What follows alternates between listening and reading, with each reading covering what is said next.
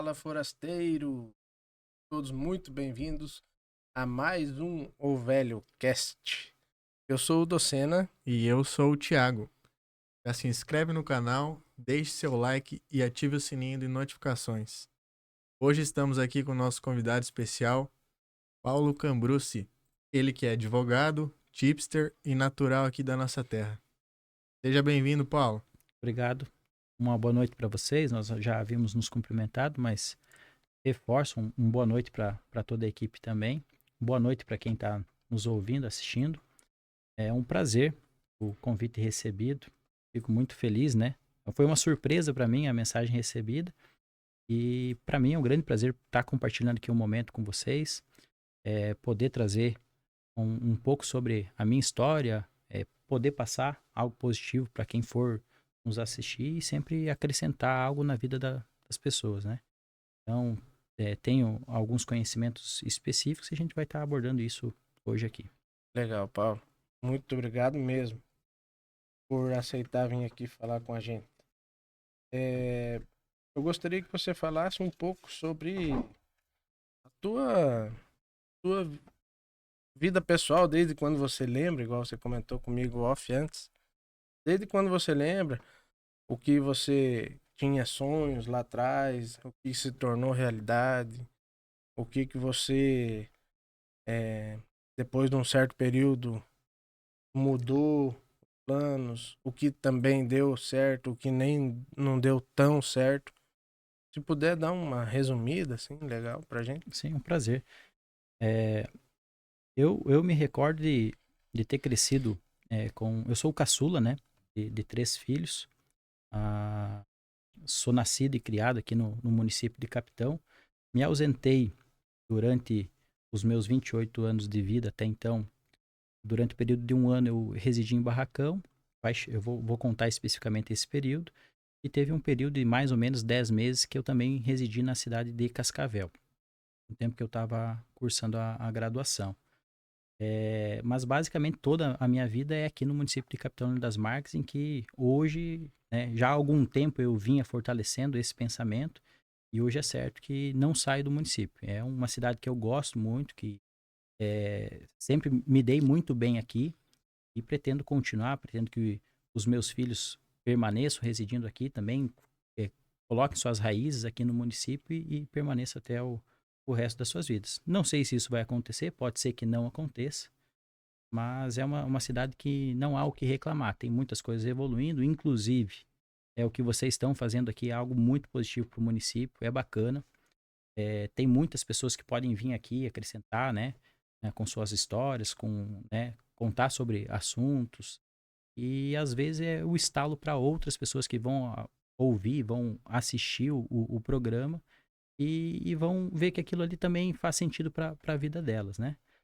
Mas, então a minha criação foi aqui no município, estudei no colégio na época Terezinha Machado. Depois, quando eu tinha aproximadamente 7 anos, eu estudei no colégio Thomas Edison, hoje não mais existe, né? Meus pais conseguiram proporcionar esse estudo, na época era um estudo particular, em razão do trabalho da minha mãe, se eu não me engano, eu e meus outros 2 irmãos tínhamos bolsa lá para poder estudar. E era essa realidade até do colégio Thomas Edison. Eu fui criado, a minha família, ela é uma família com um poder aquisitivo não tão alto, né? Então a gente nunca passou dificuldade, fome, sempre teve as coisas básicas dentro de casa, mas nunca em excesso, né? E no colégio Thomas Edison, na época eu não entendia muito isso, mas depois eu conversando com os meus irmãos, compartilhando as histórias e tudo mais, e eu vejo que os meus irmãos tiveram um pouco mais de dificuldade do que eu. Eu nunca levei isso tanto em consideração. Mas eram poucos alunos que tinham essa possibilidade de estudar num colégio particular no nosso município e naquele período, né? Isso eu estou falando lá por volta do ano de 2002, 2003. Então, nós, como eu já comentei, tínhamos a bolsa em razão do trabalho da minha mãe, que era um agregado lá à remuneração dela. E eram poucos alunos, né? Na minha sala mesmo, nos anos em que eu estudei lá, Eram aproximadamente 7, 8, 10 alunos ali. E os meus colegas de classe eram filhos de bancários, filhos de cartorários, né? Então, diferente da minha família. Eu acredito que, até onde eu me lembro, era a exceção em relação a isso. Mas o estudo era igual para todo mundo. E o fato de a minha família, minha mãe, meu pai, terem oportunizado esse estudo, foi algo que me beneficiou durante toda a minha vida. Foi um diferencial para a minha vida. Então, eu não digo nem pela qualidade das professoras, mas qual que é o ponto? Como eu comentei, era uma classe reduzida, de 7 a 10 alunos. Então, é diferente de uma escola pública em que se tem 40 alunos e você não consegue individualizar o estudo. E tinha umas apostilas diferentes, um negócio mais elaborado, né? Sim, o conteúdo lá na época eram apostilas da Dom Bosco, né? E aí o nível de exigência era um pouco maior, né? A média também era, né? Isso. Diferente. Isso, exatamente. Então, isso foi um ponto de partida, um diferencial bem bacana. Depois houve o encerramento das atividades no colégio, eu passei a estudar voltei a estudar em escola pública, né? Ali, aí eu já tinha passado uns 4 anos no período do Colégio Thomas Edison. E entre o estudo, né, nessa fase ali dos meus 7 anos, 8 anos, né, em 2002, 2003, eu comecei a treinar numa escolinha de futebol, lá na ACC, na Associação Copel Caxias. Na época era o seu Valdir, o treinador, era um copeliano, e aí intercalava as atividades dele na Copel e no pós-horário comercial ia lá treinar a piazadinha, né? Então, por volta ali dos meus 7 anos, eu comecei a jogar lá, né? Treinar. E também tive um pouco de sorte, um pouco de qualidade e gostei. Destacou. Né? Me destaquei lá. E intercalava com o colégio. No Thomas Edison, nós tínhamos o professor de educação física, o Rafael, que foi jogador em Cascavel. E os treinamentos eram diferentes. E isso depois me oportunizou de jogar futsal. Sempre treinei futsal. Tive 2 experiências fora aqui do município. Era muito novo, estava com 12 anos, isso foi na faixa ali de 2007. E até a forma com que isso aconteceu, talvez se tivesse sido tivesse uma nova oportunidade, teria agido de forma diferente. Eu não tinha dimensão, não sabia o que exatamente estava acontecendo, não pude ter o apoio dos meus pais lá nas cidades em que eu participava, né? Nesse período, em 2007, eu joguei no São Miguel do Oeste, o Bugre do Oeste. É próximo aqui na cidade de São Miguel do Oeste, quase divisa com o Paraná. Mas os meus pais nunca puderam ir até lá para acompanhar, para saber exatamente o que acontecia, né? O meu pai me colocava num ônibus de linha aqui na rodoviária e alguém me buscava lá e assim, não sabia exatamente o que ia acontecer, se eu ia realmente chegar, se iam me tratar bem lá, né? Eu encarei não aconteceu nada, né? Foi tudo certo, mas eu enfrentei isso tudo muito sozinho, né? E aí depois de um tempo eu fiquei aproximadamente 2 anos, de 2007 a 2009, intercalando com os estudos aqui e jogando lá em São Miguel do Oeste. E acabou não dando certo. Fui perdendo um pouco de idade, a capacidade técnica já não era aquela que eu esperava. E aí eu fiquei mais aqui no município. Logo eu comecei ali depois dos meus 14 anos já comecei a namorar e o meu foco mudou totalmente. Então ali a partir dos meus 14 anos já comecei a namorar, a trabalhar, né? Tive meu primeiro emprego fora dos auxílios dentro de casa, né? Com meus pais, com os meus irmãos.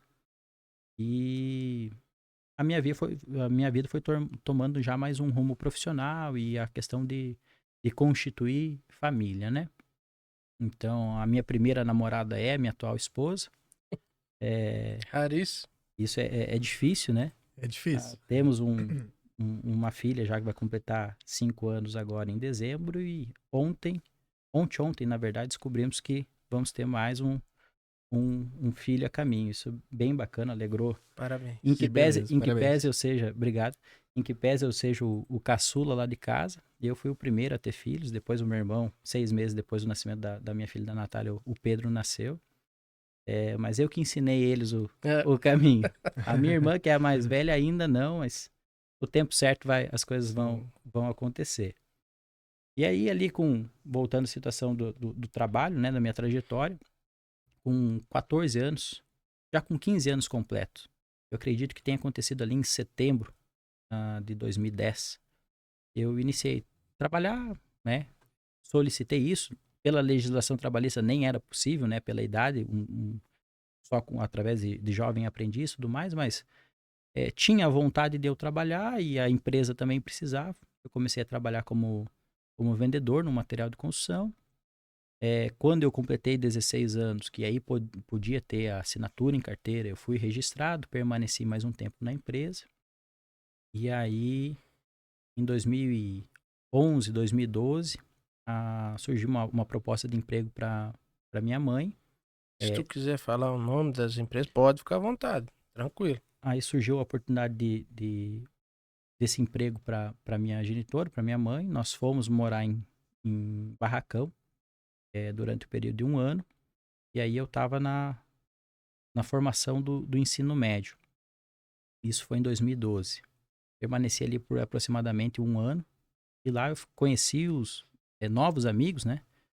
E que direcionaram, né? Eu acho que o ponto principal da escolha de eu ter optado na graduação em Direito foi em Barracão. Lá, as pessoas que eu passei a conviver, elas trabalhavam. Os meus colegas de turma trabalhavam no escritório de advocacia. Lá se explora muito a exportação, importação, por ser uma região de fronteira. Então, ali foi uma área em que, em tese, eu não havia me planejado, né? Antes disso, antes de eu me mudar para lá, eu sempre pensei em cursar engenharia civil, arquitetura, eram esses os meus planos, gostava dessa área. E aí lá foi amadurecendo, o tempo foi passando, Virou a chave. isso. E naquela época, em 2012, muito se falava que não podia perder tempo, né? Não pode ficar um ano parado, tem que já sair do ensino médio e iniciar uma graduação, senão você vai ficar atrás do mercado. Outras pessoas vão estar estudando, vão sair na sua frente. Era uma cobrança meio que, assim, de geral, né? De todas as pessoas comentavam isso, né? E, enfim, tomei a decisão por cursar a graduação em Direito. Voltei até Capitão. Para me substituir lá e ficar com a minha mãe, né? A minha irmã passou a residir com ela lá. E aí intercalar, passava os dias da semana na cidade, nos finais de semana, nos dias de folga vinha, porque meu pai continuava residindo aqui. A família continuou junto, né? Então a minha irmã ficou para dar um apoio para minha mãe. Enquanto isso, eu voltei a residir aqui em Capitão e ia todos os dias de ônibus até Cascavel para cursar a graduação. Então, iniciei no Centro Universitário da Fundação Assis Gurgax, né? Isso em 2013. Estudei até o período de 2017. A minha colação de grau ocorreu em 2018. Quase os 10 períodos de faculdade eu fiz indo e voltando de ônibus. E ainda mais alguns estágios, mais alguns finais de semana. E logo no meu segundo período, ali no segundo semestre de 2013, apareceu uma oportunidade de estágio na prefeitura aqui do município de Capitão das Marques, no setor jurídico, intercalou também com o setor de licitações. E era o que eu queria. Eu queria estar dentro da área, eu queria aprender, auxiliar para os meus estudos, para ver o que eu estava aprendendo na teoria e aplicar na prática. Aceitei não, né? Fui aceitado nesse estágio, me candidatei e fui aceito. E desde então do meu segundo período de graduação eu comecei a trabalhar na área. Passado um período dentro da prefeitura como estagiário, surgiu a oportunidade de eu ser contratado através de um cargo de comissão, um assessor. Aconteceu um fato na cidade que fez com que uma servidora saísse do setor de licitações ela precisou cuidar da empresa da família. E como eu também intercalava com o setor de licitações, de compras, né, licitações, eu assumi essa vaga. Permaneci durante o período de um ano, completou um ano ali na prefeitura, só que aí já destoava, né, um pouco daquilo que eu vinha estudando, né, era muito focado em outra situação que não aquela que eu vinha buscando através dos meus estudos. Com isso eu busquei trabalhar em escritório de advocacia, voltar para especificamente na área jurídica, né? E aí trabalhei durante o período de 4, 5 meses num escritório de advocacia aqui do nosso município, da doutora Ana Kelly. Agradeço eternamente também ela pelo auxílio, né? Pelos Pela ensinamentos. oportunidade. Isso. E logo na sequência abri uma vaga, um teste seletivo para o Ministério Público, trabalhar aqui na Promotoria de Justiça da Comarca de Capitão. Também me candidatei, fiz a primeira prova escrita, listei entre os aprovados. Teve uma segunda fase, uma prova oral, uma entrevista com o promotor na época, o Dr. Daniel Pedro Lourenço, isso já no ano de 2014, e eu fui o escolhido entre os candidatos. Ali eu tive a oportunidade de trabalhar com alguns promotores que passaram na comarca, e foi uma virada de chave muito grande, porque não havia tanta necessidade de cumprimento de prazo, de você render para a promotoria. Ali efetivamente era um estágio onde o estagiário ele aprendia, ele era ensinado. Então todas as dúvidas que tinha, era feita uma pausa, trabalhava dentro da mesma sala com o promotor, com a assessora, com outros estagiários. Então a gente tinha uma troca de informação muito grande, né? E isso auxiliou muito no desenvolvimento e na facilidade de eu conciliar com os meus estudos. Na elaboração de trabalhos, na elaboração de provas, muito provavelmente eram assuntos que eu já havia discutido com toda a equipe da Quando promotoria. surgia algum tipo de dúvida na faculdade, você aproveitava para... Sim, porque eu tinha uma fonte ali, né? Uma escola, né? Exatamente. O promotor, para ele conseguir alcançar o cargo que ele exercia, ele já tinha cursado a graduação, tinha dedicado vários anos da vida dele em estudando. Então, muito provavelmente a dúvida que eu tinha lá, ele teria resposta, Sim. né? Então, claro que os próprios professores dentro da faculdade, né, tinha essa liberdade de estar conversando com eles. Mas ali eu tinha um algo a mais, né? Um tempo a mais para eu poder suprir essas dúvidas. E permaneci até o fim do meu contrato de 2 anos na promotoria. Passaram basicamente 4 promotores titulares, se eu não me engano. Era o Daniel Pedro Lourenço, depois veio o Kelsen Seríaco de Campos. Ele é natural de alguma cidade de São Paulo. Hoje, se eu não me engano, ele está buscando mais a região de fronteira. Ele fica lotado dentro do estado do Paraná, mas buscou mais ali uma região próxima à divisa com São Paulo por conta da família dele, né?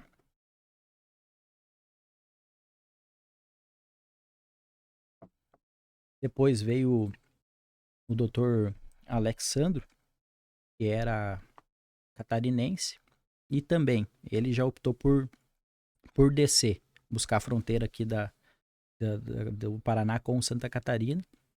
E aí outros promotores, Gustavo Razeira, também, que está lotado, se eu não me engano, aqui na região do Sudoeste, em Capanema ainda.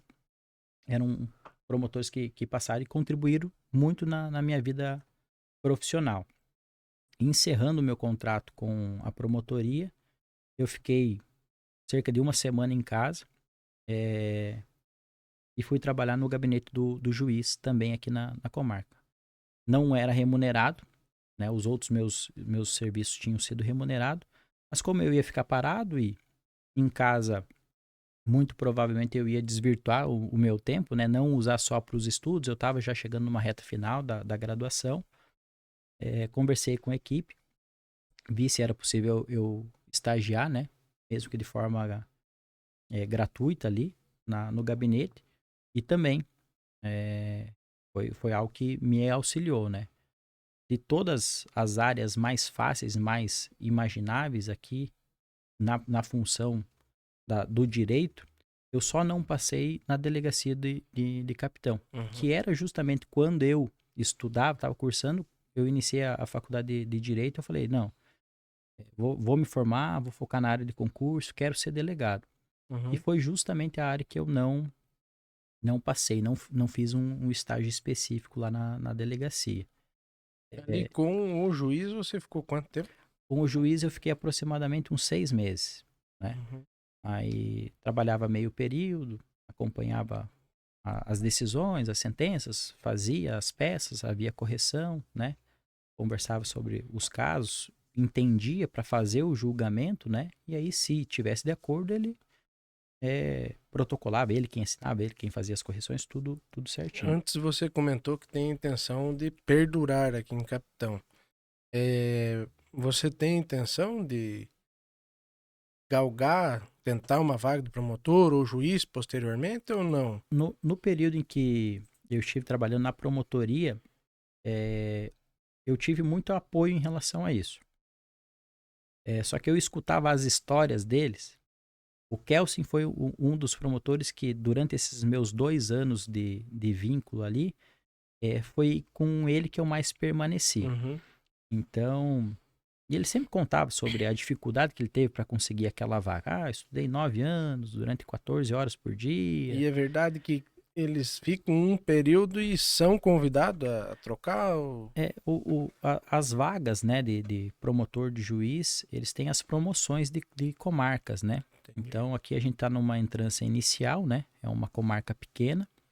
E aí a oportunidade de chegar numa comarca intermediária e depois numa comarca final. Isso, remuneradamente falando, é melhor? Ou não? Não muda muito? Não muda muito. Eu não consigo precisar, assim, quantos % aumenta. Eu acredito que tenha um aumento, sim. Mas dos promotores que eu tive contato pessoal, eles buscavam uma cidade mais desenvolvida. Porque tinham crianças, queriam um ensino de uma melhor qualidade, queriam um hospital de melhor qualidade, coisas que tivessem mais, né, na cidade para se fazer lazer e tudo mais. Então, as comarcas finais, nessas entrâncias finais, temos Foz do Iguaçu, temos Cascavel, tem a região metropolitana de Curitiba. Então, eles acabam indo para esses lugares que são uns centros maiores do que aqui onde a gente está, né? Então, por isso, né? Mas todos eles iniciam lá como promotor substituto, vão cobrindo férias de outros promotores, e aí eles vão se realocando e até chegar num lugar que eles estão satisfeitos. Isso, exatamente. Depois, se está satisfeito, ele pode ficar anos. Tem promotores que ficam durante muitos anos na mesma localidade, né? Eu acredito que, não tenho certeza, porque isso vai estar lá na legislação específica do cargo em que eles exercem.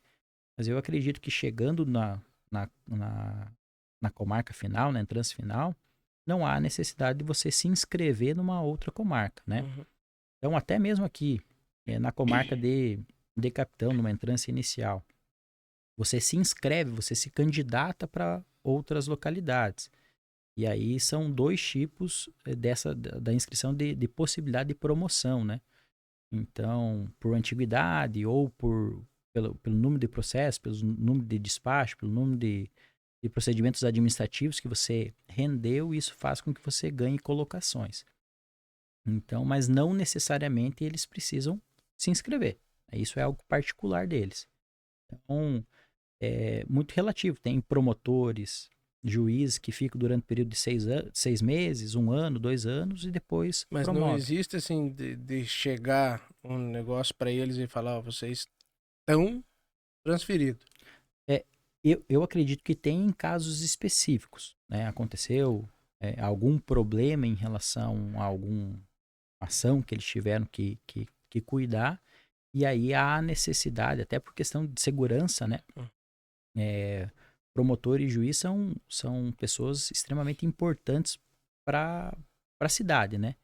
Então, no julgamento dos casos, nas medidas tomadas, nas medidas adotadas, e querendo ou não, eles têm uma vida pessoal também. Viram um alvo, né? Sim.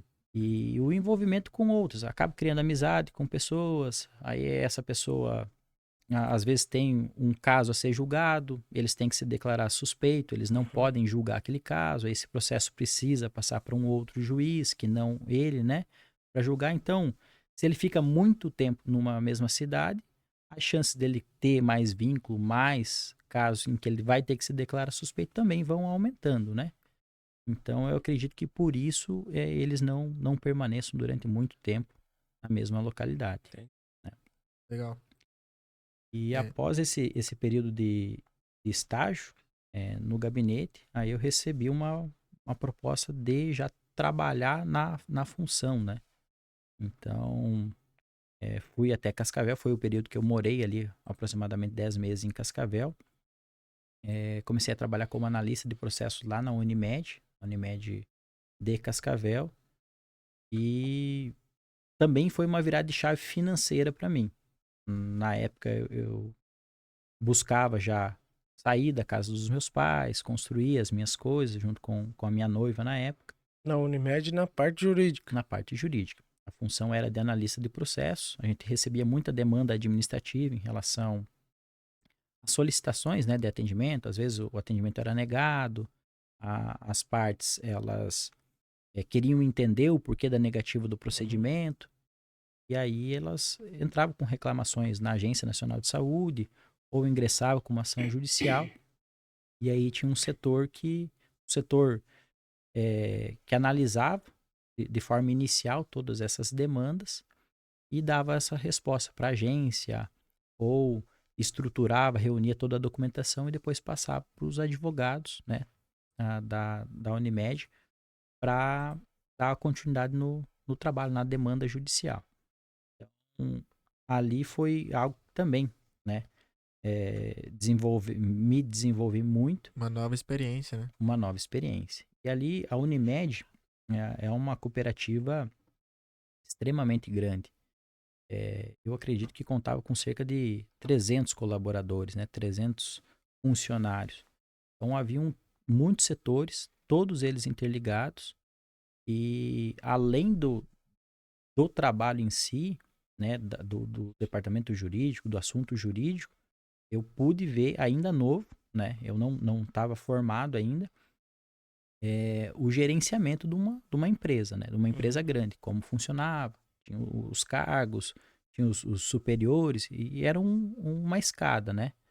Ali eu tive um aprendizado muito grande em relação ao gerenciamento pessoal, né, a importância dos outros setores para o funcionamento da cooperativa em si.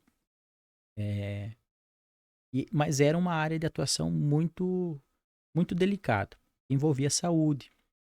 Tinha algumas demandas judiciais. Teve casos que me marcaram. Eu ia até as audiências como responsável da Unimed, como preposto, né, para responder os questionamentos da cooperativa. Ou às vezes era rolado como testemunho para explicar todo o procedimento, informar os documentos, o porquê da negativa. E havia casos que marcavam, as famílias buscavam alguma indenização, houve a negativa do procedimento, a pessoa veio a falecer, entendia que o atendimento não foi correto. Teve casos assim que você teve que defender a Unimed que você chegou a pensar que... Na verdade é assim, as negativas, do ponto de vista legal, elas sempre possuíam embasamento. Não negava se não tinha lá na legislação. Então, tem um rol taxativo, né? Na época era assim. A Agência Nacional de Saúde, que é a agência reguladora dos planos de saúde, tem o rol dos procedimentos que são cobertos ou não pelo plano de saúde. Mas o Paulo, pessoa, sentia Sim. um desconforto, assim. Imagina algum familiar, alguém próximo naquela situação, então não tem como não, né? Uhum. Mas a gente cumpria a função. E às vezes, pela situação que era muito delicada, os familiares não entendiam a função que eu estava exercendo, né? Então, teve casos durante a audiência, o familiar querer me atacar, sendo que eu não tinha nenhuma responsabilidade sobre aquilo, né?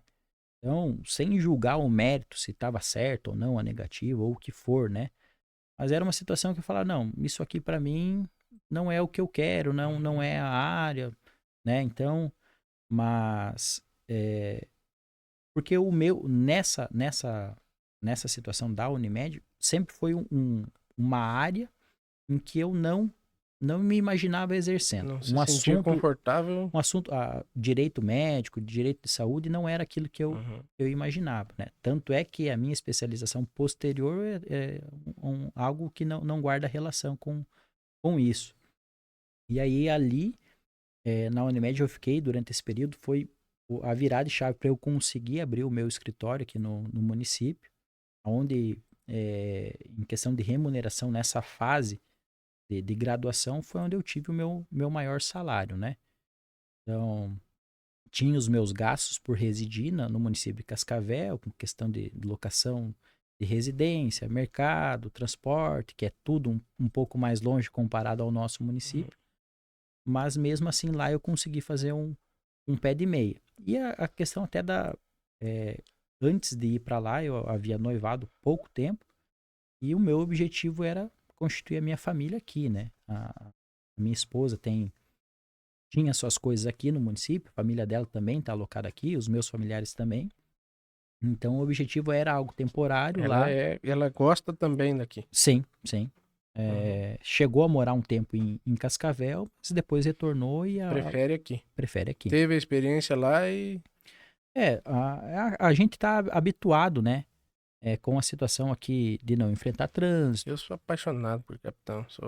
Você precisa de alguma coisa, você pode sair na rua de a pé, rapidinho, não enfrenta fila. As coisas básicas, e até mais do que o básico, nós temos no nosso município. E outra coisa, Cascavel, hoje, com a rodovia... 40 minutos. Exatamente. Então, a gente consegue facilmente ir até lá, né? Questão dos estudos. A minha filha daqui a algum tempo vai crescer, vai ganhar a idade dela, vai estudar em Cascavel. Tem o transporte cedido aqui pelo município também, pela Associação dos Estudantes Universitários Marquesienses. Então, isso fica fácil. Não há necessidade de eu residir lá, né? Então, quanto a isso também é um assunto que, para nós, para minha família, tá bem resolvido, né?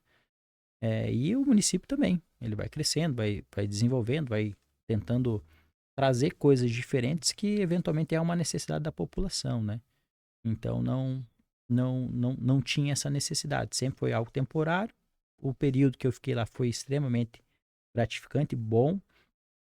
Vários ensinamentos ali, principalmente dessa organização empresarial, esse gerenciamento de pessoas, e que eu levo até hoje para aplicar em algumas outras situações. E aí, isso, com o dinheiro dos meus salários, o dinheiro que eu consegui guardar lá, eu acabei abrindo o meu escritório de advocacia aqui em Capitão. Isso foi em 2018. O primeiro dia trabalhado no escritório foi justamente no feriado do Dia do Trabalhador. Foi 1º de maio de 2018 que eu fui até o escritório lá e terminar de ajeitar as minhas coisinhas e efetivamente trabalhei nas minhas coisas. Tive um pouquinho de dificuldade ali, do dinheiro que eu tinha guardado faltou um pouco. E aí, até me recordo que podia ter pedido para os meus pais, né, um valor não tão alto, mas que eu não tinha, né. E aí um amigo, o Eduardo, na época comentava com a situação, tô montando, fiz a fachada, comprei os móveis, né, mandei fazer a divisória, gesso, pintura, não sei o que, mas faltou um negocinho. Eu também não queria fazer parcelado, quero deixar isso, pagar já. Então, tem aqui o dinheiro, graças a Deus sobrou um pouquinho, pode pegar quando der, você me devolve. E aí ele quem me auxiliou. Os meus pais nem ficaram sabendo dessa situação, né? Então eu poderia facilmente ter pedido para eles, mas o Eduardo é uma pessoa que considero como sendo da família também, uma pessoa próxima, e me auxiliou nessa situação. E desde o começo eu tive processo. Teve aquelas demandas familiares, né? De pessoas mais próximas que precisavam resolver. E desde do meu primeiro mês eu consegui, com exceção desse empréstimo do valor do Eduardo, eu consegui andar com as próprias pernas, né? E pagar o meu aluguel, as minhas despesas. Na época eu estava intercalando entre a residência do meu pai e a residência da família da minha noiva, hoje esposa. E aí não tinha esses gastos, né? Então, energia, água, internet, Tinha só do escritório. só do escritório, exatamente. Então isso facilitou para que eu pudesse me desenvolver. E com o passar dos tempos, o fato da minha família também estar estruturada aqui no município há bastante tempo, meu pai e a minha mãe serem conhecidos, né, pelas funções, pela profissão, então isso fazia com que houvesse indicação Teu de pai clientes. ainda tá nativo? Meu pai ainda está nativo. Estamos lidando com a aposentadoria dele tem alguns anos. É técnico em raio-x, né? Sim. A minha irmã hoje auxilia ele. Minha irmã é tecnóloga em raio-x, em radiologia. E ela intercala, auxiliando ele lá na Fundação Médica Essencial, Hospital Sindicato, né? E minha irmã também exerce função em Santa Isabel. O meu tio era o técnico em raio-x em Santa Isabel. Meu tio aposentou, a minha irmã foi contratada lá. E aí agora o meu pai tá nessa expectativa também da aposentadoria dele. Eu acho que tá querendo trocar de advogado, porque não tá dando conta. E na expectativa, o processo teve a sentença positiva em primeiro grau, houve o recurso por parte do INSS e aí tá aguardando lá a demanda. Não tem muito o que fazer, tem que aguardar, tem outros processos na frente e faz parte, né, da situação. Mas ele continua lá labutando. Quem quebrou um osso aqui no município, Nossa, muito provavelmente o já meu pai foi Faz quem muitos tirou anos isso. que ele tá nessa área, né? Sim. Aqui no município faz mais de 23, 24 anos que ele tá aqui. Né? Sim. Bastante tempo. E Bastante. antes, Ele entrou logo depois do Marcos? Não sei se você chegou a conhecer conheci o o Marcos. Marcos. Conheci o Marcos da época da Policlínica aqui, Isso. né?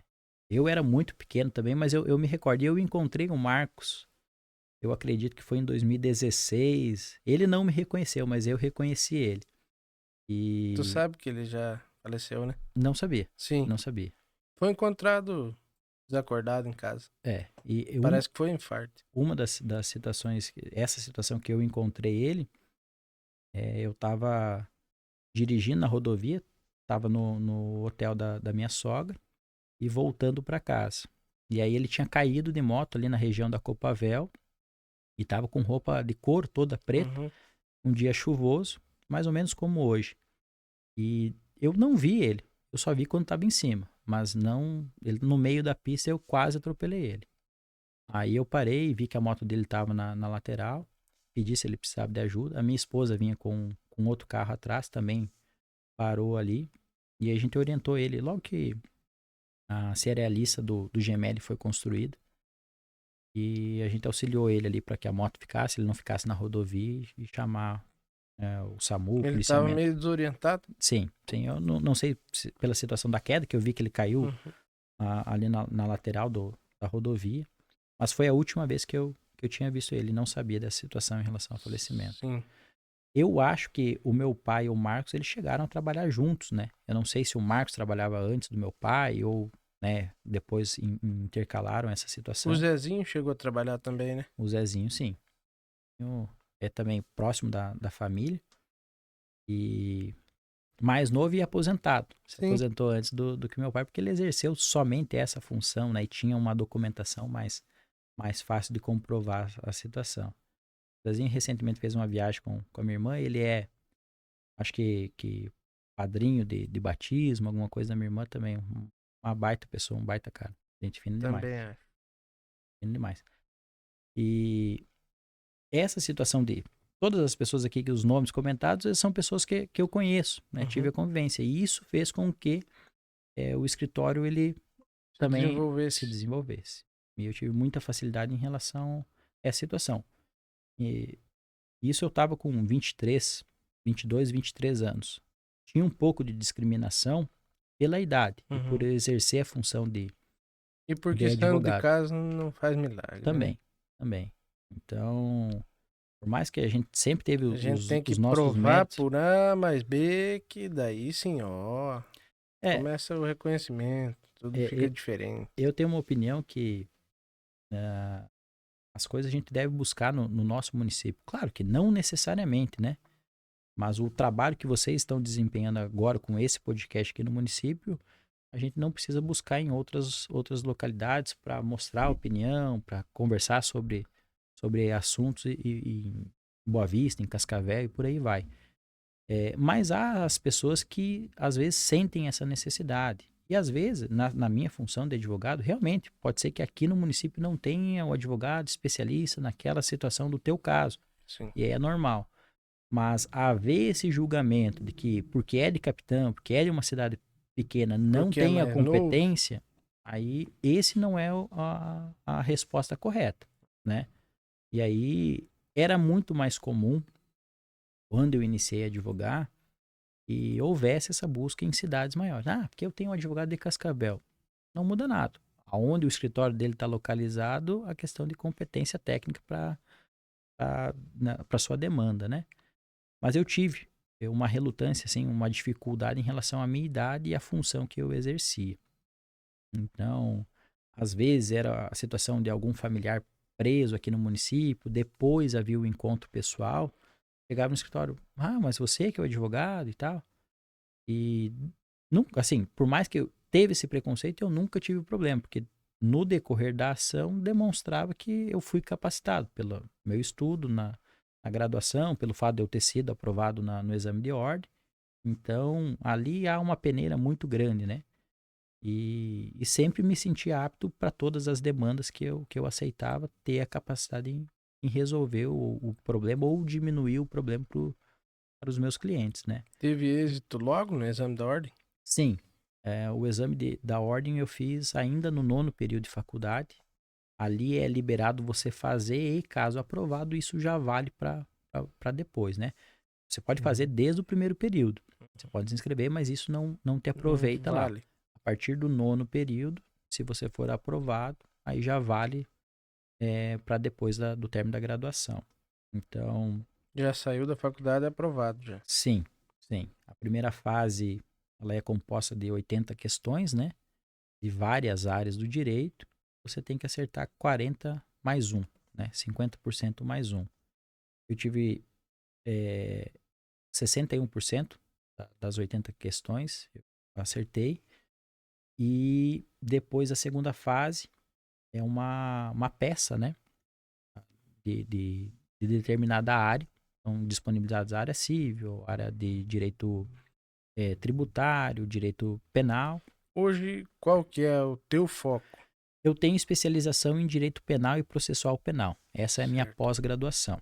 O exame de ordem, inclusive, a segunda fase eu fiz nessa área porque era no período ali que eu estava na promotoria e no gabinete eu trabalhava, né, muito com as ações penais do município. No outro lado, no lado da acusação, né, fazia as peças de denúncia, alegações finais, acompanhava as audiências, né, participava dos processos do tribunal do júri, sempre acompanhando, dando um pitaco ali para o promotor em relação a determinados pontos, né? Então eu convivi muito com essa área criminal. Isso fez com que eu optasse.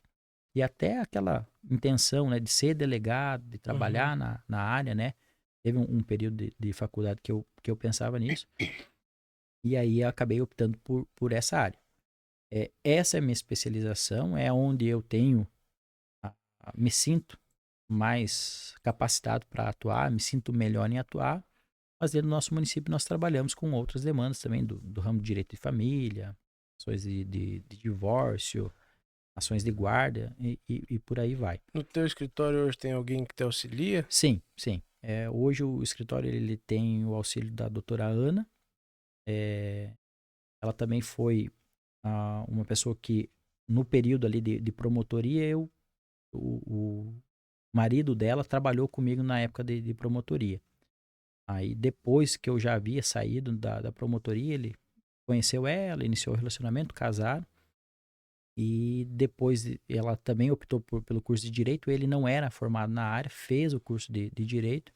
E aí ela foi trabalhar comigo lá no escritório. Como estagiária, depois de formada, acabou ficando para advogar. E tem também a doutora Amanda. A doutora Amanda, ela não participa dos atendimentos ao público, mas ela produz muito peças, né? Ela tem uma redação assim incrível. As duas residem aqui. Sim, as duas residem hoje no município de Capital. A Amanda também é nascida e criada aqui no município, acredito. E a Ana, ela é de Cascavel, mas reside no município pelo menos há 5, 6 anos. E assim que fluíram as coisas, né? Nesse início de advocacia. Até hoje eu permaneço advogando, reduzi muito o meu tempo lá no escritório, pós-pandemia. Então, ali também foi um período conturbado para todo mundo e os reflexos, eles ainda estão presentes, né? No ano de 2020, então, houve a suspensão dos processos, com exceção dos processos de urgência, né? E as audiências, principalmente, o principal ponto era as audiências, né? Que antes elas ocorriam todas de forma presencial. Então, a gente atendia, além aqui da nossa comarca, a região sudoeste, comarca de Realeza, comarca de Ampere, comarca de Capanema, Cascavel, na região oeste, sempre estava se deslocando. Então, do dia de audiência, basicamente, era o dia em função daquilo. Uhum. Por conta do trajeto, tem que ir na audiência, ficar lá, depois retornar. Então, pós-pandemia, quando retornaram as atividades, as audiências elas passaram a ser de forma virtual. 100% ou não? No início da pandemia, 100% virtual. E aí, hoje, a recomendação ela é semipresencial em sua maioria, né? Há comarcas que fazem as audiências presenciais, mas hoje mesmo. Mas você pode fazer do teu escritório? Isso, exatamente. Hoje mesmo eu tive audiência de um processo que tramita lá em Santo Antônio do Sudoeste. O cliente é daqui e a parte adversa é lá daquela região. Então, nós fizemos no meu escritório, eu e meu cliente estava aqui no meu escritório em Capitão, e a parte contrária foi até o fórum. Então, há essa opção. Mas a parte contrária também poderia fazer do escritório. Mas se, por exemplo, a parte contrária não concorda, não tem influência. Tem que ter a justificativa em relação a isso. Né? Quando sai a decisão designando a audiência, no despacho do juiz ele diz, né? Se não houver a concordância das partes em relação à modalidade de ocorrência da audiência, que se justifique o porquê. E aí ele volta a analisar para dar a decisão, para definir como exatamente ela vai acontecer. Uhum. E isso facilita muito, né? Era um dia que ia ter que ficar nessa função de ir lá e voltar. E agora você resolve em 2 horas. Nem isso, né? A depender do tipo de audiência, hoje era uma audiência conciliatória, em 5 minutos ela iniciou e ela finalizou. Então, imagina daqui até Santo Antônio do Sudoeste, eu ia gastar 1h30 de trajeto para ir, 5 minutos para a audiência ocorrer e mais 1h30 para voltar. Meio-dia. Exatamente. Então, essa situação em relação à audiência semipresencial ou virtual, ela auxilia muito, né? Você consegue hoje fazer audiências em várias comarcas, né? Do local do seu escritório. Então, se eu tenho alguma audiência na sequência aqui de Capitão, eu consigo fazer também, né? Desde que ela seja marcada no mesmo horário ou com poucos minutos de diferença, né? Mas é possível fazer uma audiência lá de Santo Antônio do Sudoeste às 13 horas e às 14 horas fazer uma de Capitão, às 15 uma em Cascavel, tudo de forma semipresencial. Foi isso que acabou facilitando você conseguir exercer um outro gosto teu? Isso. Então, lá no início dos meus 7 anos, depois dos meus 12, em que eu tinha, né, esse gosto, essa vontade de ser um jogador de futebol, eu nunca me desvinculei do esporte. Já fui mais, né, um torcedor apaixonado. Hoje sofro muito com o meu time, sou santista, rebaixado, estamos amargando lá a segunda divisão. Até mesmo pela seleção brasileira, acompanhava, sabia dos outros times, sabia o nome de jogador, o que aconteceu, o que não aconteceu, assistia quantos jogos eram possíveis, né? E foi se criando uma expertise. Isso. Ali sempre gostei de acompanhar o esporte aqui no município, o futebol profissional como um todo. E na época de pandemia, consegui conciliar, além da profissão de advogado, como não havia essa necessidade de deslocamento, a questão do investimento esportivo, né? Então, é algo que eu não divulgo muito, até há muito um preconceito moral em relação a essa situação. A proibição das apostas esportivas, ela aconteceu lá na década de 40, porque a esposa do presidente da época não achava que aquilo fazia parte da família tradicional brasileira e houve a proibição dos jogos de azar. Que na sequência já foi derrubado. Ou Ela foi, perdurou um tempo. na verdade, ela foi regulamentada agora esse ano, né? As apostas esportivas. Daquela época até agora tava... Sim. A questão que, como era possível você praticar, ter esse investimento? Porque os sites eram disponibilizados em outros países e se aplicava a legislação daquele país. Então, os sites, geralmente, eles são registrados em Malta, Gibraltar, outros, e se houver alguma necessidade de discussão jurídica, vai se aplicar a legislação de lá, porque é via internet, é um direito internacional privado, né? E se aplica a legislação de lá e não do Brasil. Em tese, a conduta não estava sendo praticada aqui no nosso território brasileiro.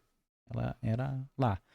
Aí houve muita discussão em relação a isso, né? Houve todo um estudo, a questão da arrecadação. O governo Tava perdendo. estava deixando de ter, né? Porque isso vai continuar no mercado. Sim. De uma forma ou outra vai continuar. Aí com a regulamentação, saiu esse ano, já tem casas que compraram a licença para poder operar no Brasil. A vigência disso vai ser a partir do dia 1º de janeiro de 2025. Hoje, inclusive, saiu um novo texto em relação ao COAF, do que as empresas, as casas de apostas, ela vai ter que ter. Casas de apostas que estão licenciadas já, tem alguma assim que você mais indica? Das duas que compraram a licença, eu não as utilizo. Né? Dentro da minha consultoria, do meu serviço, eu não utilizo. Eu continuo a utilizar casas registradas em outros países, mas que nunca deram problema para mim e nem para o cliente. Então, que pese, se aplica uma legislação totalmente estrangeira, desconhecida, a gente nunca teve nenhum caso em relação a isso. Falando em problema, o que é normal dar problema nesse tipo de aposta? Exemplos, né? Acontece o evento e tem mercados em que necessita de uma empresa terceirizada acompanhar e dizer se aquilo aconteceu ou não aconteceu. Então imagine lá que você, pegar um exemplo aqui dentro dos participantes.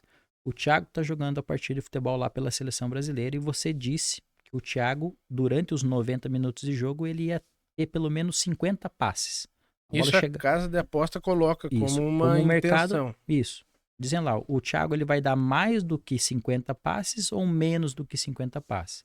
E você opta, né? Você faz uma análise estatística. No jogo passado, o Thiago ele deu 70. Então tem uma margem de 20 passes. Mas era contra uma seleção mais fraca. O Brasil teve mais posse de bola.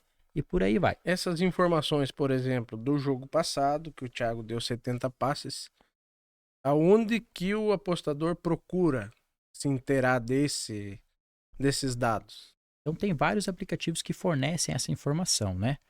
Como tem uma empresa que ela hoje é a Opta, o nome é Opta, é a principal empresa que faz essa fiscalização, faz a decisão sobre determinados mercados. Quantos laterais teve na partida, quantos tiros de meta, quantas faltas, quantos escanteios, quantos chutes ao gol, quantas finalizações. Essa empresa é responsável por fazer o abastecimento dessas informações, essas análises e divulgar. A casa de aposta, ela se baseia com base naquilo que a empresa fornece. Então, há lances que geram a dúvida. Se foi finalização ao gol, se foi finalização, se foi passe, se foi desarme ou interceptação, que são coisas que acontecem durante o jogo, mas que são condutas diferentes. Então, as casas de apostas, elas podem errar nessa situação. E aí é nítido lá que o Thiago deu 51 passes. Né? Você analisou todo o jogo, assistiu todo o jogo, tem o replay lá, você contabilizou, não, ele deu tantos passes. Mas a casa está considerando 49. Menos do que isso. Aí você... O cliente pode contestar também. Exatamente. Ou a situação em relação a algum saque. Você depositou algum valor, operou, ganhou, então, basicamente quer má sacar. Fé. Na verdade, às vezes é interpretação. Tem situações de jogos em que demora um tempo para para corrigir, para analisar a reanálise daquele lance, e aí eles voltam atrás e corrigem. Por quê? É má fé para quem? Pegamos um exemplo aqui dentro da sala. O Thiago apostou em 49 passes, em 50 passes. Você... 51. Isso. Aí, beleza. A aposta tá dando que foi lá exatamente 50. Não foi nem 49, não foi nem 50. Foi exatamente 50. Aí você briga para um subir um passe e o outro para diminuir. Entendeu? Então, beleza. Prejudicou o Thiago, mas beneficiou um outro cliente. Entendeu?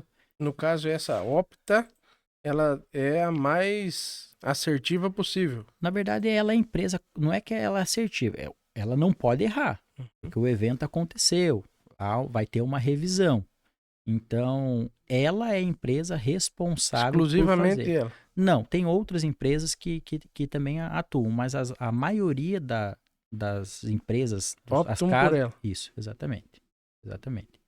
Então, com essa situação, eu passei a investir parte do meu capital também nas apostas esportivas. Então, num primeiro momento por conta própria, fazia... O que incentivou, assim?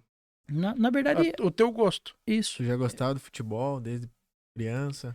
Isso. Aí, financeiramente, era um dinheiro, assim, que eu passei a ter a minha casa própria, a minha responsabilidade como um todo, daqueles gastos que nós comentamos, do aluguel, da energia, internet. Antes, os meus gastos eram só com o escritório. Começou a sobrar um dinheiro, vejo que aquilo ali é uma possibilidade de investimento, comecei a estudar. No primeiro momento, eu digo assim, durante um ano, eu perdia. Eu perdia muito dinheiro. Muito dinheiro, não.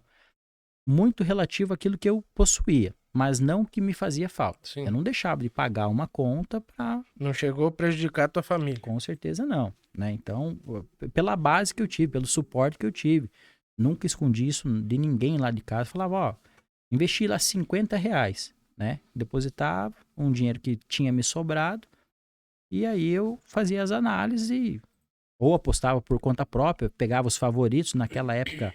Era basicamente só o futebol masculino. Pegava lá os favoritos na época. Barcelona, Real Madrid, Manchester City. Você inspirou em alguém? Admira alguém desse... Sim. Nesse primeiro momento, não. Eu via a propaganda da Sporting Bet num jogo de futebol. Falei, vou criar a minha conta aqui e vou depositar um valor.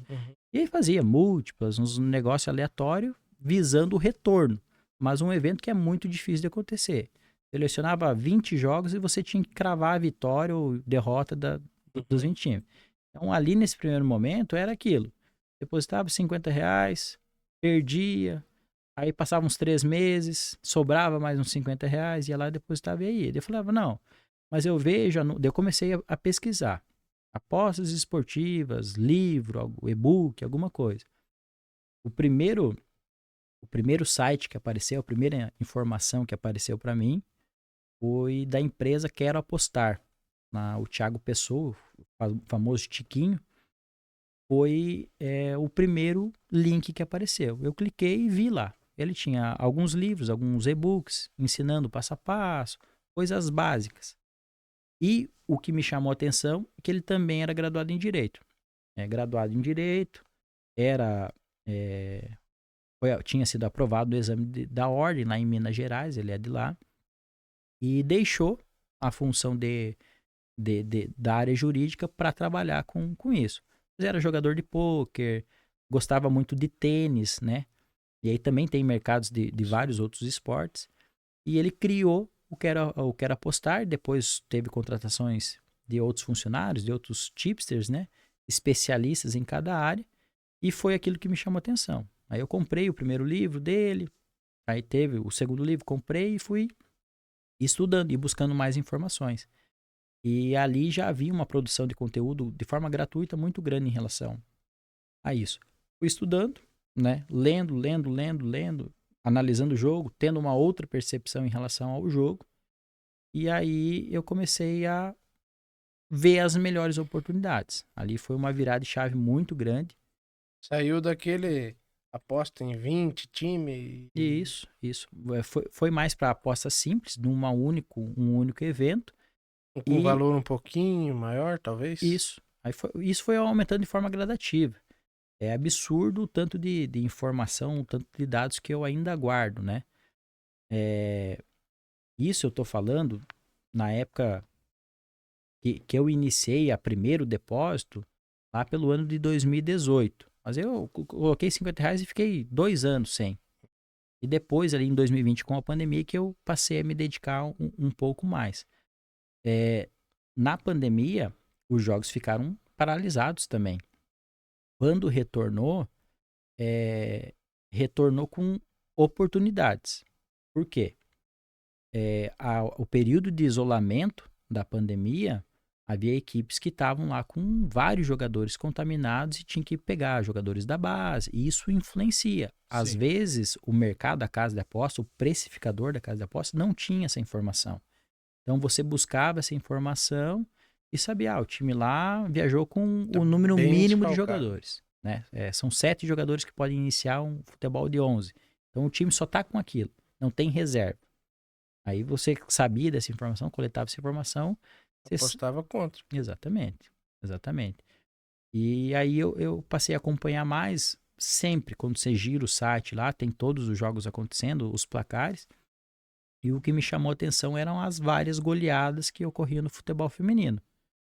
Então, depois desse período de uma análise inicial, que eu conheci o site do Quero Apostar, do Tiquinho, eles vendiam consultoria em relação a isso. Cada um era um especialista em alguma área. Tinha um cara lá que mandava dicas, que compartilhava as dicas do basquete. O outro que compartilhava dicas do futebol de base. Isso dentro do Quero Apostar. Isso dentro do Quero Apostar. Então, eu fui cliente de um dos grupos do Quero Apostar. Né? O grupo era do Danilo Martins. Uma pessoa que hoje eu tenho contato com ele via rede social. E ele era muito lucrativo. Na várzea brasileira, aí pega lá Série C, Série D, os campeonatos estaduais, os campeonatos de base, ele tinha muita informação. Série B de campeonato estadual. Isso, exatamente. Até hoje ele tem, ele explora basicamente o submundo do futebol, né? Então, continua com o serviço dele e apelidaram que era o rei da várzea, né? Ele foi jornalista no estado de São Paulo, então jornalista esportivo, muitos jogos à beira de campo, né? Uhum. Comentando os jogos, e ali ele conhecia as equipes, conhecia os jogadores, sabia as equipes que investiram mais para determinada temporada. Já começa a ter um feeling já, né? Exatamente. Já prevê mais ou menos o que... E aí, como é a situação que eu ficava basicamente no escritório ou em casa, com acesso à internet, não precisava sair, eu ficava com o celular a todo momento, ele compartilhava a dica lá, basicamente copiava e colava com o valor que eu investia, né? Tinha toda uma gestão, não apostava tudo de uma única vez, eu dividia lá em 100 partes o meu capital e, sei lá, investi R$1.000. Vou dividir em 100 partes, cada aposta eu vou fazer apostas de R$10, né? E no final do mês lá, verificava, planilhava tudo para ver se eu tinha o lucro ou não. Então, no momento eu era cliente e passei a observar essas goleadas, né, do futebol feminino. E fui pegando gosto, fui procurando informação aonde que eu consigo assistir esse jogo. Esse Danilo, ele gosta também? O Danilo, ele faz a várzea. Hoje, eu acredito que ele tem uma equipe além dele, né? Que Mas faz análise a específica. várzea que ele acompanha é mais do masculino. Masculino, isso. Categorias de base. O futebol feminino, basicamente como um todo, 70% dele é considerado como várzea também, né? Então, até as ligas principais, a Liga do Paraguai... se concentra mais no centro-oeste, assim, ou não? Não. Eu, particularmente, no futebol feminino, opero em vários países, né?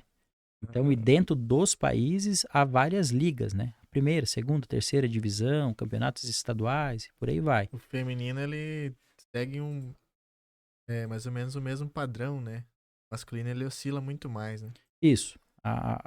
Aí vem essa situação das goleadas, vem as informações das melhores equipes, você vê uma dominância de uma única equipe por vários anos na mesma competição. Então você pega a Espanha, a Alemanha, o próprio Brasil, né? os últimos campeonatos brasileiros foram conquistados pelo Corinthians, né? A base da seleção brasileira, convocada agora por Olimpíadas, que inicia no dia 25, é do Corinthians. Maioria Libertadores Corinthians. também, né? A Libertadores também, se eu não me engano, nos últimos dois anos, teve um ano que o Palmeiras foi campeão, mas também, sempre tá chegando na cabeça, né? Então, chama atenção. E aí você vê aquele outro time que também sempre tá na competição, mas sempre lá na parte baixa. Tem algumas competições que não tem o rebaixamento, né? Mas sempre tá lá. A Liga Mexicana Feminina não tem rebaixamento. Santos Laguna, Necaxa, Mazatlán, são equipes que sempre participam, mas pontuam durante 15 partidas, ganham uma vez, ou empatam 3 vezes. Dificilmente, você vê, sempre estão ali, mas com um elenco bem que tu vê que não tem um investimento. Sim. E o mercado acaba disponibilizando esses jogos. Cabe a você fazer a interpretação, saber se a equipe vai titular ou não. Então tem que ter muito cuidado em várias fontes de informação. Eu tenho para cada mercado que eu aposto alguns requisitos. Então eu gosto de explorar muito escanteio. A tal time vai cobrar 5, 7 escanteios primeiro que o outro. Então entra naquela situação. Vai ter posse de bola? Essa posse de bola é uma posse de bola defensiva ou as jogadoras vão buscar sempre o ataque? Precisa fazer muitos gols? Vai sempre buscar o ataque? Como que está o campo? Tudo Eu tem entro- um estudo por trás disso, né? Eu entro lá na rede social e vejo se a grama tá bem cortadinha. Porque se tiver alta, a bola não vai rolar. A diferença do futebol feminino pro futebol masculino, a maioria dos jogos do futebol feminino, elas ocorrem em gramados de CT. Não jogam no estádio principal. Uhum. Então, às vezes, o campo tá barreado, tá com areia, né? As condições não são as mesmas. Tem as motivações em relação a isso.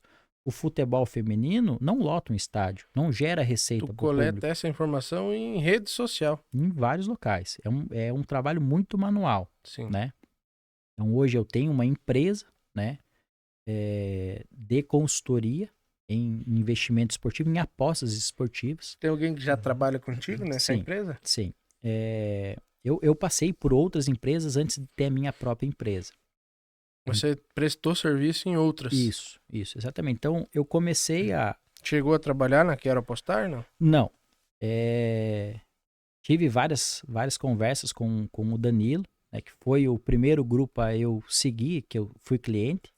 E recentemente houve um convite por parte dele, que demonstrou interesse, falando que sempre quis trabalhar comigo. Eu também sempre tive esse interesse, o interesse é recíproco, mas ainda não deu certo. Então, o futebol feminino específico, para mim, ele acontece desde maio de 2021. Maio de 2021 eu tenho todos os jogos, todas as entradas que eu fiz desse período para cá registrado.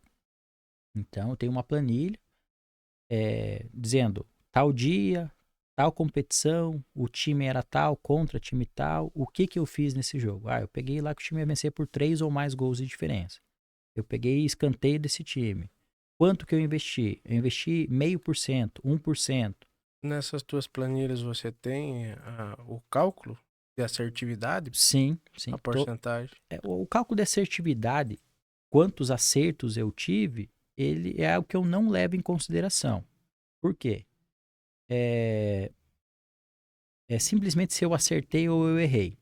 Mas se eu acertar um jogo com uma cotação 2, que eu aposto R$1 para retornar R$1 de lucro, é uma coisa. Agora, eu aposto esse mesmo R$1 numa cotação 1,10 para eu ter 10 centavos de lucro, eu tive um erro e um acerto. E eu fiquei basicamente zerado. Porque eu tive R$1 de lucro numa cotação 2 e tive um prejuízo de R$1 investido numa cotação que me ia trazer 10 centavos. Então, eu tenho 98% de assertividade. E o porquê que eu não gosto de divulgar muito em rede social? E você entra em rede social hoje, é basicamente isso. Eu tenho 98% de assertividade, eu tenho 70%. Isso não influencia. Que tu pode ter acertado numa cotação 1,10 e errado numa cotação outra e você tem 1 para 1, entendeu? Veja, eu preciso acertar 10 vezes numa cotação 1,10 para ter o mesmo retorno de eu acertar uma única vez numa cotação 2. E vai que eu erro nesse caminho, entendeu? Eu tenho prejuízo, mas a minha assertividade, a porcentagem está lá em cima. Então, o que eu levo em consideração é o ROI, retorno sobre o investimento. O lucro. Isso. Quanto que eu expus de dinheiro para ter o retorno em relação a isso. Então, eu devo ter de assertividade 56%, 60%. E mesmo assim eu sou lucrativo, né? Não lucro, eu não fico rico de um mês para o outro, né? Isso vai variar de quanto você tem investido, de quanto que você pode perder e não vai te fazer falta no seu dia a dia. Então, a primeira coisa é, aposte. Primeiro, é possível você ser lucrativo com a aposta esportiva? É possível isso ser a sua fonte de renda? Com certeza. Com certeza.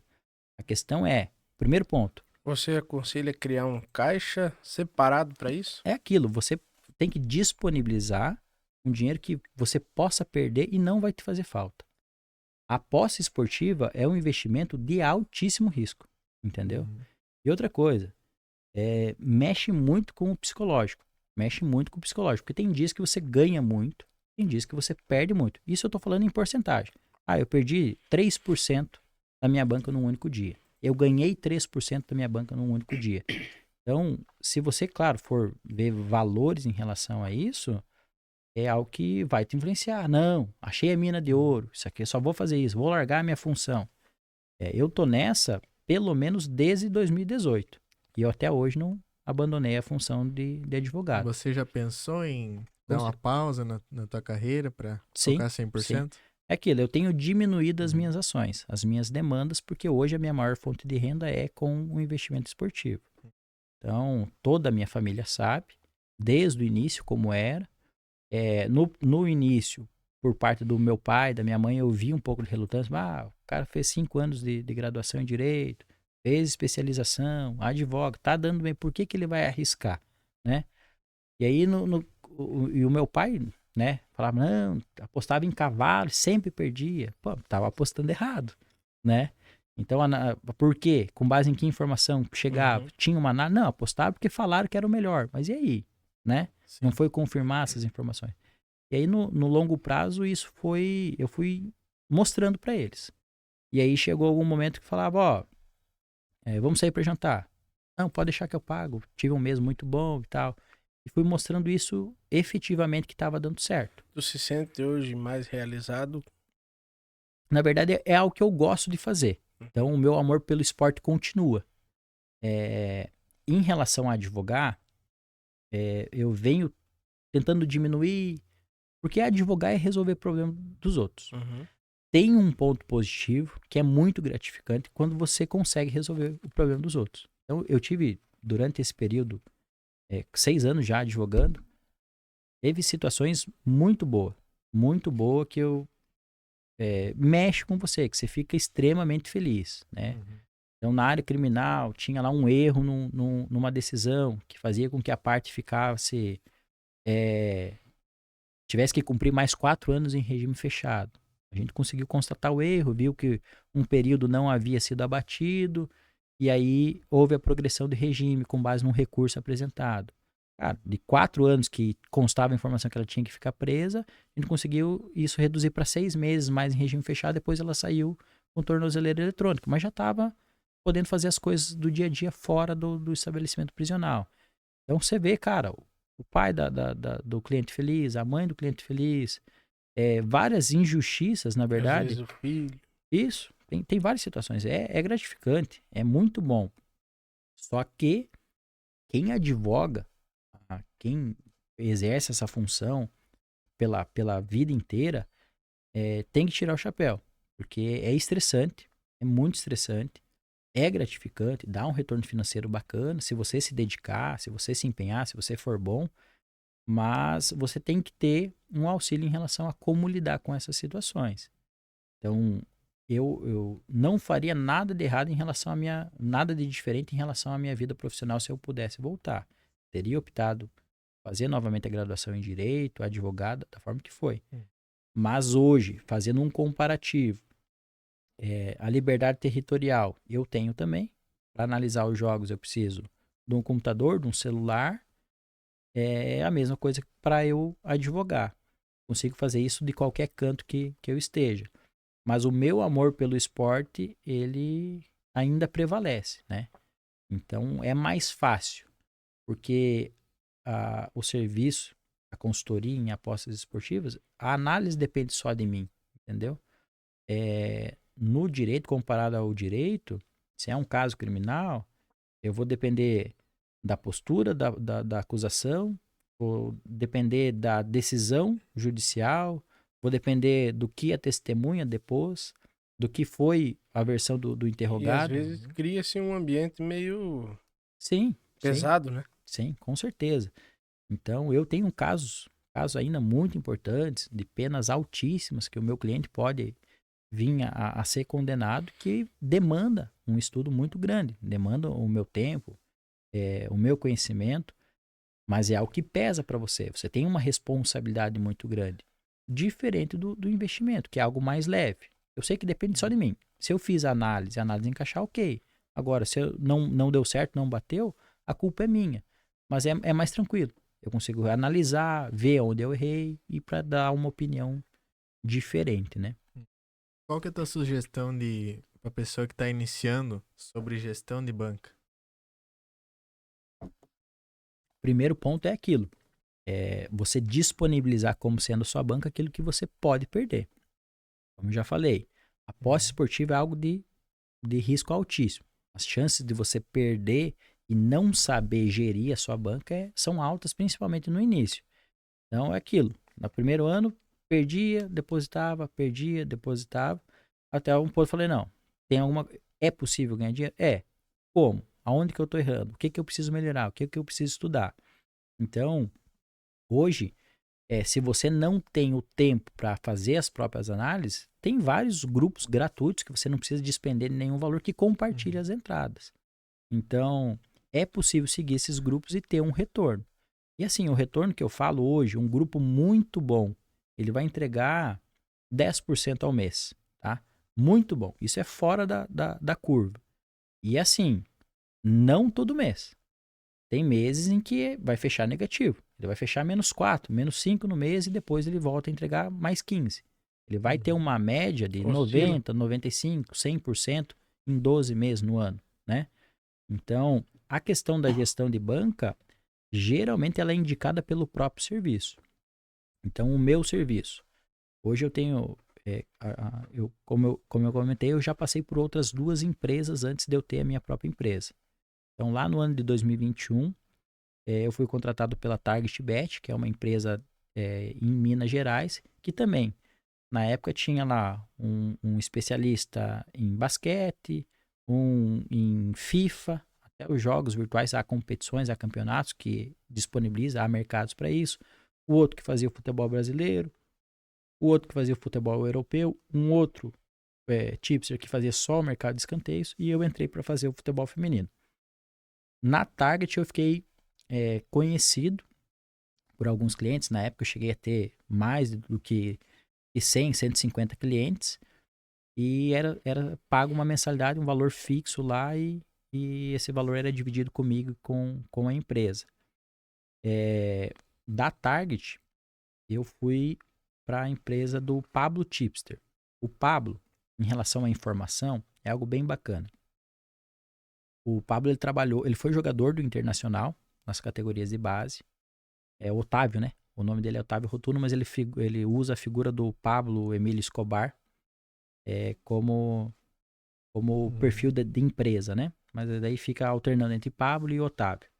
Foi jogador das categorias de base do Internacional, jogou em equipes da Europa, segunda, terceira divisão da Alemanha, voltou para o Rio Grande do Sul, jogou em times de segunda divisão do Gaúcho, se eu não me engano, e não deu certo o futebol também. Quando ele encerrou a carreira de jogador, ele foi contratado pelo Inter na captação de atletas. Era novo ainda. Novo. O Otávio, ele deve ser, o ano de 92, ele deve ter parado a carreira de jogador com 24, 25, 26. E encerrou a carreira como jogador. Ele foi contratado na captação de atletas do Internacional. Tipo olheiro. Tipo olheiro. Até recentemente, eu acompanhei no perfil dele um jogador que estreou, foi uma das contratações que ele fez, uma indicação que ele fez há um tempo atrás. Imagina, ele trabalhando na base do Internacional, percorrendo o Brasil atrás de atletas para ser contratado.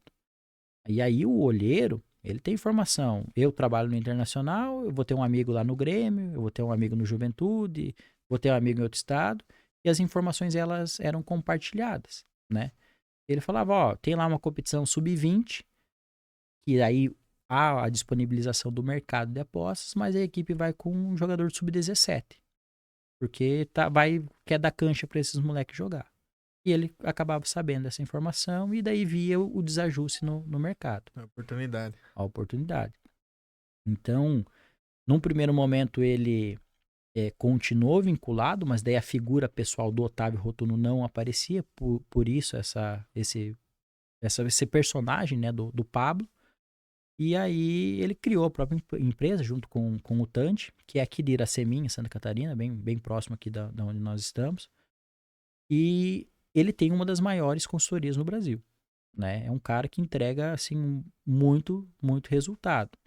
Tem lá no grupo específico que ele comanda, que o Tante comanda, eu acredito que deve ter mais do que 400 clientes pagando uma mensalidade que não é, assim, não é barata para quem está começando, mas é o justo pelo serviço entregue. Então, sei lá, uma mensalidade de R$600, 700 fixas, independente do resultado, para 400 e poucos clientes, com lista de espera de mais de 1.000 pessoas querendo entrar no grupo. Então, e outros serviços, né? Vários outros serviços. Aí, com a saída da Tarte, eu fui para a empresa do Pablo, também só com futebol feminino. Ali foi o meu boom nas apostas esportivas. O Pablo é uma empresa que muito conhecida em território nacional, produz muito conteúdo bom, tem um grupo gratuito que também fomenta esse início de estudo, entender as apostas, e extremamente grato, né, por ter dado a parceria. Nós começamos com um grupo sem restrições de clientes, né, era ilimitado. Chegamos a bater quase 300 clientes. A mensalidade era uma mensalidade também na faixa de 250, 300 reais. E sempre tinha renovações, sempre cliente querendo entrar. Só que o mercado veio se desenvolvendo. Aquele cliente que apostava há um tempo atrás 10, 50, 100 reais, ele criou um capital, ele ganhou dinheiro, ele viu que era certo e falou, não, vou tirar mais um pouco e vou aportar. E aí as entradas, elas passaram a ser não mais desses 10, 50, 100 reais, clientes mais experientes, mais antigos, e cada aposta recomendada era lá dos seus 500, R$1.000 cada aposta, dentro da gestão, entendeu? Então, o meu serviço recomenda uma gestão de banca de 50 unidades. Então, se eu tenho R$1.000 investidos, eu vou dividir por esses 50, cada 1% vai representar R$20, né? Eu não estou enganado. Então, mas tem lá quem tem 10 mil, tem quem tem 100 mil, 300, 500 mil investido, a depender da sua condição econômica. Nessa situação da Pablo Tipster, quando eu estava vinculado com eles, chegamos a um número alto de clientes que tinham um capital bacana para investir. Quando eu mandava, vou pegar um exemplo, pega lá, Corinthians e Santos feminino. Corinthians para vencer a partida, 0,5%. Cada um vai investir o correspondente a 0,5%. Eu mandava num grupo no Telegram, dava 30 segundos, a casa de aposta fechava o mercado. Não deixava você apostar mais. Por quê? A casa de aposta, para disponibilizar uma cotação, teve uma precificação. Ela tem um odd maker, né, que faz essa função de dizer, não, o Corinthians venceu o Santos, o Corinthians líder, o Santos terceiro, quarto no Brasileirão Feminino, também tem uma equipe boa, tem que pagar 1,60. Mas daí eu sabia que o Santos estava todo desfalcado. Tem uma rodada do Paulistão, meio de semana, Paulistão Feminino, que o Santos precisa vencer, senão ele vai ficar fora da classificação. Então eu vou com o time reserva contra o Corinthians para depois ir com o time titular lá. A casa às vezes não sabia e eu sabia. Entendeu? Aí, veja, a casa disponibilizou uma cotação 1,60. Aí eu mandei para os meus clientes, enxurrada de dinheiro naquele mercado. A casa fala, opa, é uma coisa errada aqui. Eu preciso ver aonde que eu errei, porque senão não era normal entrar tanto dinheiro aqui. Ela suspendia o mercado, ajustava, essa cotação que era 1,60 caía para 1,40. Ela podia fazer isso? Sim, ela faz isso. Quem pegou na cotação 1,60, ela vai pagar nessa cotação. Naquela enxurrada, eles Sim, já... passou um Só dinheiro. que daí ele freia. Freia. E a parte dos clientes não conseguiam pegar. Então, isso até hoje acontece. E hoje eu estou com um grupo de 20 clientes, né? E mesmo assim acontece, porque hoje, esses 20 clientes que eu tenho são clientes de 2, 3 anos que estão comigo. Eu fui filtrando, selecionando, mas é absurdo. Às vezes tem cliente que aposta muito mais do que eu mesmo, né? Porque tem uma condição econômica melhor e é um dinheiro que ele separou para esse tipo de investimento. Mas mesmo assim, ainda suspende o mercado. Então, hoje eu tenho força de influenciar no mercado nacional em relação às minhas bets, né? As minhas entradas, as minhas indicações. Então, como o Pablo chegou, por ele ser muito conhecido, por a empresa dele ser grande, chegou em 300 clientes. Eu falei, Pablo, não tá dando. Não tô conseguindo trabalhar. Aí os clientes pagavam a mensalidade e em algumas entradas eles não conseguiam seguir. Então, eu não estava conseguindo entregar o serviço para todo mundo. Por quê? Por conta da liquidez do mercado. Vamos diminuir. Daí aumentou-se um pouquinho o valor da mensalidade e diminuiu de 300 para 150 vagas. E foi cortando o pessoal. Depois de um tempo, as 150 também não dava. Vamos reduzir, vamos chegar num grupo menor. E aí foi.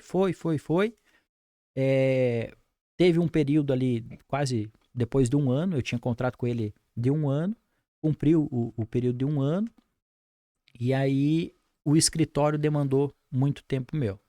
Eu falei para ele, Pablo, preciso parar, vou ter que ficar uns 2 meses longe, preciso adequar algumas coisas, estou com muito prazo aqui no escritório. Eram umas demandas que eu consegui vários clientes que estava para estourar ali, tinha que me manifestar.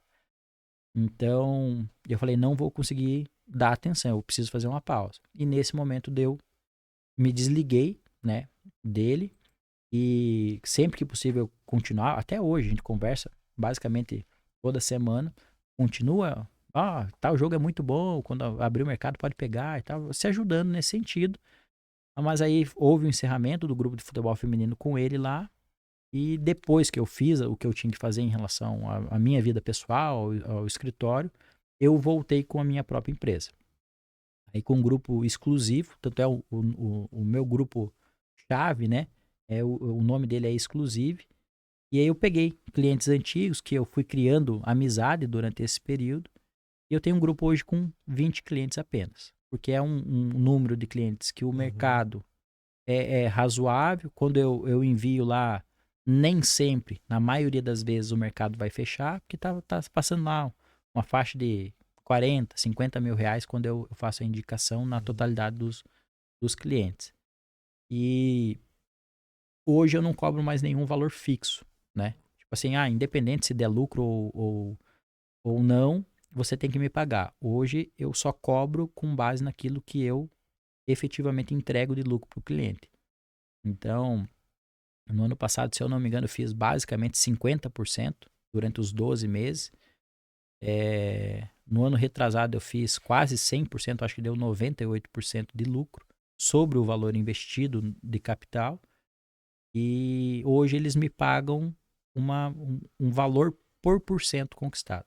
Então hoje eu cobro R$ 175 a cada 1% entregue para os clientes.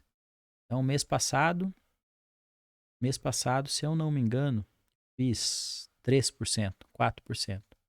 3 vezes 175 vezes o número do cliente lá é o valor de mensalidade. A título de mensalidade, fora o valor que eu invisto na minha própria conta, né? Então, hoje o grupo ele funciona dessa maneira. E aí, como eu comentei, desde maio de 2021, eu tenho todos os meus registros, quanto que eu ganho em cada competição, cada mercado. Tem mercado que eu não sou lucrativo, eu tento estudar, revisar por que não está dando certo. Assiste alguns jogos de lá fora, lá? Sim. Paga Eu uma pago. TV? O futebol feminino tem outra peculiaridade comparado ao futebol masculino. Muitos jogos, muitas competições, é a própria equipe que faz o streaming. É por se jogar em CT. Isso. A Às rede de vezes- televisão, ela não vai até o CT. Às vezes um YouTube ali Um deles YouTube, mesmo. um Facebook, às vezes, quando é categoria de base, Campeonato Brasileiro Sub-20, um familiar vai no estádio e faz a gravação. E aí você fica. Eles publicaram lá, daí o pessoal comenta, vai ter transmissão? Não vai, mas o @tal no Instagram vai transmitir. Você entra lá, é a mãe da menina fazendo a gravação, porque senão. E ali vem informação, né? Você vê a listagem das jogadoras que estão registradas, que foram convocadas. Mas hoje, assim, é um problema. Ou é algo que quem souber aproveitar se dá bem. É a oportunidade, né? Porque tinha lá mais atrás, principalmente pós-pandemia, os jogos não tinha nem acesso ao estádio, não tinha público. Então a torcida também queria acompanhar. E aí as equipes, para não deixarem, mas sem nenhum tipo de visualização, passaram a transmitir mais os jogos. E aí eu fiz muita busca pessoal. Entrava no Facebook, no Twitter, no Instagram das equipes, entrava em jornal local para ver se achava. Eu fui alimentando uma planilha, um documento lá dizendo, ó, tal equipe, a transmissão quando joga em casa é em tal rede social, é em tal site, para eu saber. Eu pago vários canais de streaming para eu poder ter acesso a esses jogos. Mas muitos deles, né, muitos jogos, são gratuitos e pela própria equipe. A questão é você achar. Sim. Você pesquisar e achar onde está sendo transmitido. E até antes, comentando no off a questão do futebol masculino, porque do feminino e tal, se é melhor assistir. Dessa Euro, a Eurocopa masculina, é altíssimo nível do futebol mundial. Eu fazia, sei lá, uns 2 anos, 1 ano que eu não assistia um futebol masculino. Assisti o Santos no período de rebaixamento ali, alguns jogos, né? Pra ver, na esperança. Na esperança. Fui até a Vila Belmiro ano passado. Fui assistir outros jogos de futebol masculino pessoalmente. Só que não me importo muito em assistir mais o futebol masculino, até porque muda muito o meu pensamento. A visão como investidor do futebol masculino pro feminino é totalmente diferente. Mas tu acha que esse lado apostador tira um pouco do lado torcedor? Sim. Até a situação do esporte, do Santos em si, da seleção brasileira. Eu falei no início, eu já fui muito apaixonado. Eu tenho coleção de camisas do Santos, camisas antigas, camisas autografadas, que eu ralei para conseguir também. Acompanhava, não aceitava zoação, zoava os amigos, tinha muito, ficava chateado quando perdia. Hoje já passou um pouco dessa situação de amor, mais para razão, né?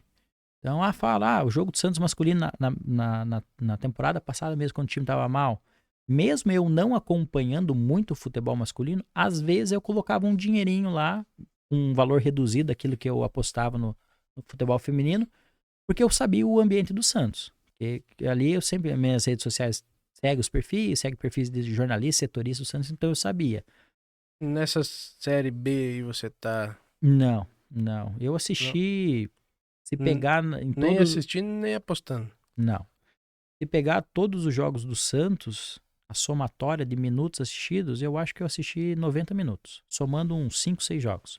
Mas eu não me importo em assistir. A Euro mesmo.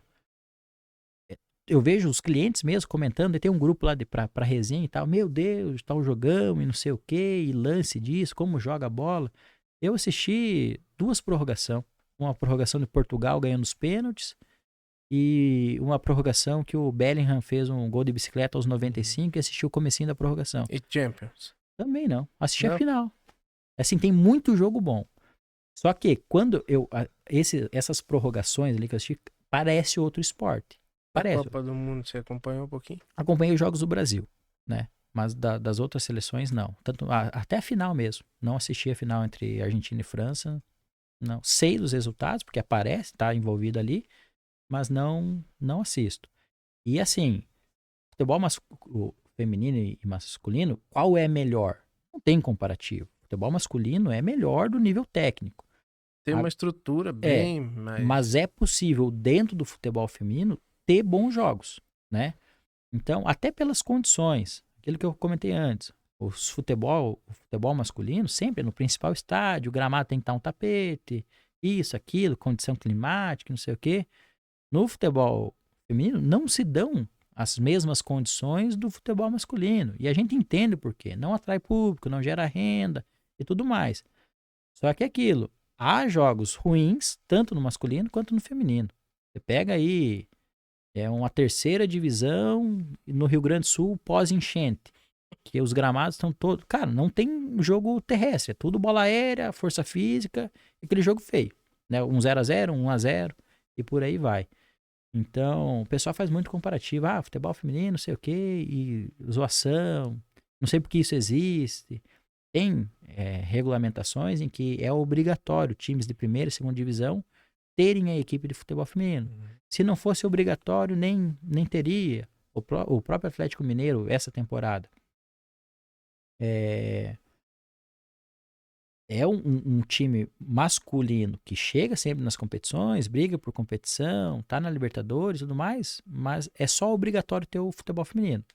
Saíram todas as jogadoras da temporada passada e esse tá na primeira divisão do Campeonato Brasileiro Feminino. Colocaram uma equipe lá que jogadoras foram catadas de time de segunda, terceira divisão.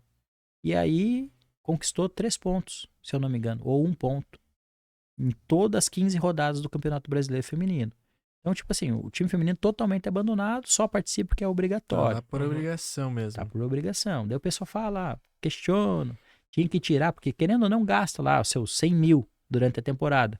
Mas 100 mil é o salário do mês do pior jogador do Atlético Mineiro masculino, entendeu? Então não é dada a mesma valorização, não é disponibilizada as mesmas condições, mas tende a crescer, né? Tem equiparação salarial, a seleção dos Estados Unidos masculina e feminina tem já essa equiparação salarial, mas assim, aí você vê, a seleção feminina dos Estados Unidos foi quantas vezes campeã do mundo, quantas vezes campeão da Olimpíada, e o time masculino nunca ganhou nada, entendeu? Sim. E hoje elas recebem o mesmo salário, quando na verdade deveriam receber mais, porque pros Estados Unidos ela tem uma maior representatividade. Teve uma outra seleção, agora também recente, não sei se foi Dinamarca ou Noruega, os jogadores da seleção masculina não aceitaram o aumento do salário. Para aquela temporada, para aquele ano, para aquele período, eles aceitaram manter o mesmo salário a fim de que a seleção feminina pudesse chegar a alcançar eles. Aí equipararam. Mas tem equipes, tem países que vão melhorando, dando mais condição, contratando um treinador melhor, um treinador de goleiro melhor, um analista de desempenho melhor, vai trabalhando com a base, né? Flamengo feminino, o Flamengo, é o Clube de Regatas Flamengo, vive os seus melhores anos, né? Você pega 2020 para cá, né? Campeão da Libertadores, brasileiro, não sei o quê, dominando ali o Carioca também. Tem um bom investimento, né? Tem um dos mais altos investimentos dos últimos anos, né? Você pega o salário de Pedro, de Gabigol, de Arrascaeta, não sei quem. Fechou as categorias de base do futebol feminino. Fechou a categoria de base sub-17. Elas estavam inscritas no Campeonato Brasileiro Sub-17 e foram comunicadas uma semana antes que a equipe não ia mais participar. Vamos pegar esses jogadores e vamos alocar no Sub-19. Mas uma diferença de idade de 2 anos de uma equipe feminina, questão física, às vezes elas não vão ser mais vistas como eram vistas antes, entendeu? Então, as próprias equipes, os clubes, deixam um pouco de lado essa situação. E assim, pensando no lado apostador, são oportunidades pra gente, né? Eu vou investir o meu dinheiro lá. Se eu sei dessas informações, eu acabo aproveitando. Não pode ser que em algum momento, ao invés do Sub-19 do Flamengo disputar a competição, elas vão com o Sub-17, para não deixar elas totalmente de lado, entendeu? Quando isso acontecer, eu vou estar sabendo para analisar. Tem mais. Falando um pouco do seu grupo gratuito também, né? Você tem um no Telegram? Eu ia falar isso também, que se você quiser compartilhar com a gente. Como que a gente faz para entrar, o pessoal que tá assistindo. Isso, na minha rede social, no Instagram, @paulocambrucci. Recentemente, inclusive, eu fiz uma publicação com todos os serviços que eu trabalho. Esse grupo do exclusivo, que é um serviço de stake que se paga por unidade, tem lá um canal, um link para a lista de espera. Eu tenho um serviço de broker, que é o serviço em que você não precisa seguir as entradas, mas basta você disponibilizar a sua conta e o capital, nós operamos ela e quando houver a limitação, a casa de aposta ela pode colocar restrição na sua conta, não deixar mais você apostar. Aí a gente faz a divisão do lucro ou do prejuízo. E tem um grupo gratuito também, que é para pessoas que estão ali iniciante ou não tá na lista de espera lá do outro grupo, até conseguir a vaga, ficam acompanhando ali algumas entradas. Eu compartilho também lá no grupo gratuito quando dá, né? Então, esse mês nós estamos negativo em ambos os grupos, né? Que faz parte. Então, hoje mesmo, hoje à tarde ali eu fiz a audiência, tinha jogos rolando, eu tinha feito análise, mandado as entradas. Hoje eu perdi muito dinheiro. Sim. Assim, comparado muito dinheiro, pensando em dinheiro mesmo, não na porcentagem. Eu devo estar 0,5% negativo hoje. Mas eu fiz 5 entradas, 3 não bateram, 2 bateram, eu fechei 0,5% negativo. No grupo gratuito, eu disponibilizei uma única entrada que também foi uma das que não bateram. Então, mês passado, no grupo gratuito, eu tive 20 envios. 3 não bateram e outras 17 bateram. Esse mês, não terminou o mês ainda e tal, mas o resultado lá deve estar a menos 2% do valor do investido. Mas está disponível. Basicamente, então, é @Paulo Cambrucci. Tem uma publicação. São isso. E para ter os acessos a esses grupos, falar no Instagram contigo. isso e no Telegram também. Se você digitar na busca do Telegram lá, @Paulo Cambrucci, vai achar o meu perfil, pode me mandar uma mensagem direcionada no meu celular pessoal. E aí solicitando, quero participar do grupo, quero saber mais, né? Até nós temos hoje o nosso próprio e-book, né? Nosso livro, um resumo para o apostador iniciante, para ele entender as siglas do mercado, para ele entender como funciona. E a gente tem hoje, né? Dentro da minha empresa, eu tenho outras 3 pessoas que me auxiliam. Tem um específico de suporte para responder os clientes. Tem um outro rapaz do Rio Grande que me ajuda nas análises, né? Na busca de informação, né? Ele fica lá com determinada competição, com determinado país, coletando informação, daí a gente troca ideia sobre. E tem um que faz mais a parte de financeira, né?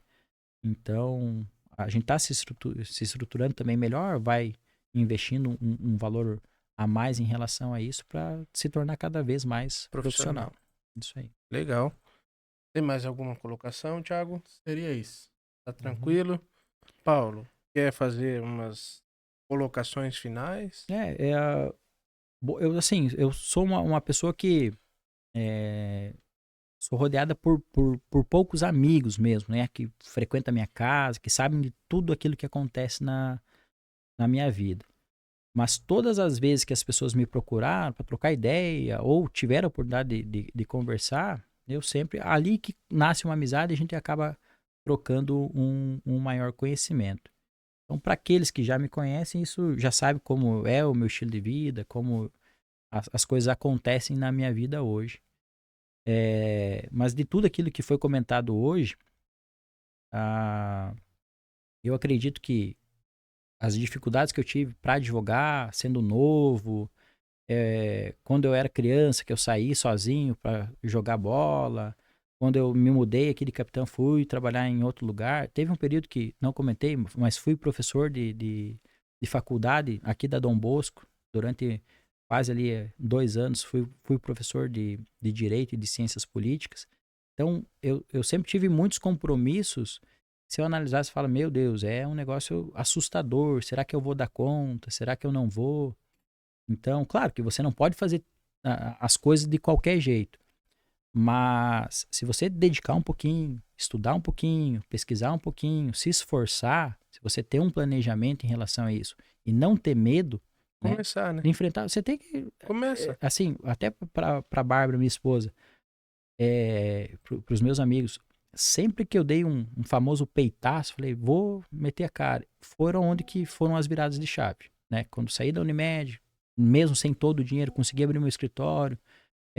Depois a questão das apostas, consegui conciliar as transições de uma empresa para outra, até eu abrir a minha própria empresa.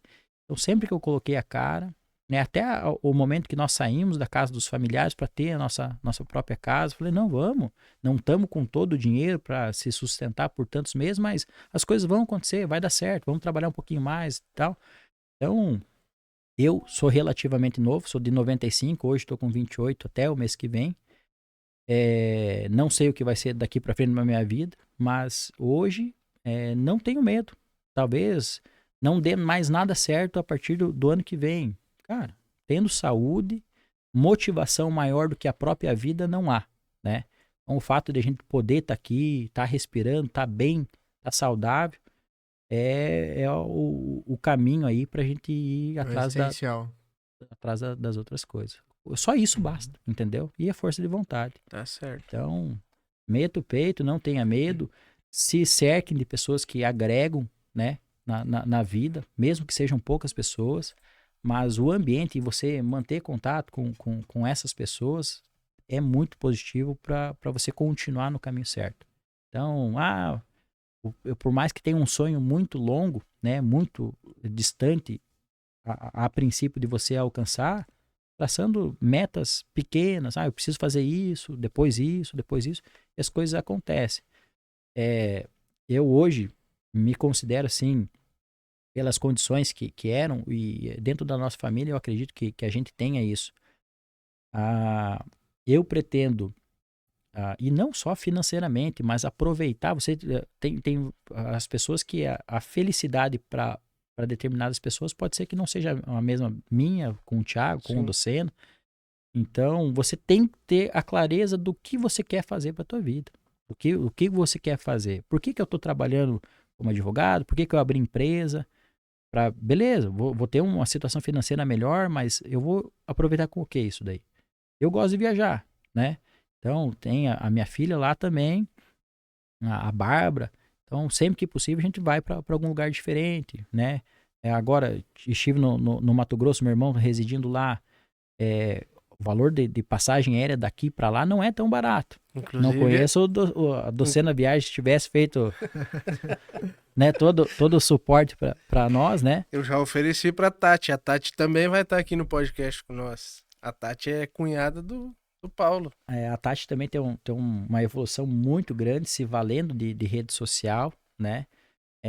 Tiveram as dificuldades dele com o meu sobrinho, e dificuldades que todo mundo enfrenta na vida, mas assim, ela teve uma inteligência também, não caiu no colo, estudou, buscou, foi atrás, e desde do dia que eu conheci ela, né, como sendo a namorada do meu irmão, e hoje, agora, mês passado, que a gente se encontrou pessoalmente novamente, é nítida a evolução de pensamento, de exposição, da eloquência, de como conversa, assim, a evolução gigantesca. E ela também pode acrescentar muito, tem muitas ideias bacanas, coisas que fogem uma criatividade muito boa. Sim, é uma expertise que ela criou, né? Exatamente.